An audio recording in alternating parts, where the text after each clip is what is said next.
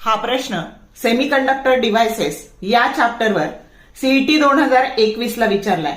The frequency of a given AC signal is n hertz when it is connected to a half wave rectifier. The number of output pulses given by the rectifier in 1 second is option A n/4, B n/2, C n and D 2n. आता बघा तुम्हाला frequency AC सिग्नलची frequency, आता ही AC सिग्नलची frequency ही n दिलेली आहे आणि आपल्याला माहितीये की हाफ वेव्ह रेक्टिफायर साठी जर समजा आपल्याला ही हाफच वेव्ह रेक्टिफाय करून मिळते फक्त पॉझिटिव्ह आउटपुटला, मग ही n असेल तर ही सुद्धा हाफ वेव्ह रेक्टिफायरला पण nच येणार, म्हणजे करेक्ट ऑप्शन C n.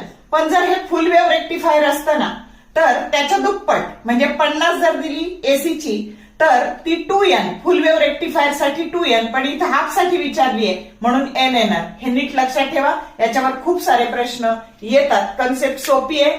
जेवढी इनपुटची म्हणजेच एसीची फ्रिक्वेन्सी तेवढीच हाफ वेव्हची घ्यायची आणि फुल वेव्हची जर विचारली तर ह्या इनपुटच्या फ्रिक्वेन्सीला 2 ने गुणायचं, असं लक्षात ठेवा.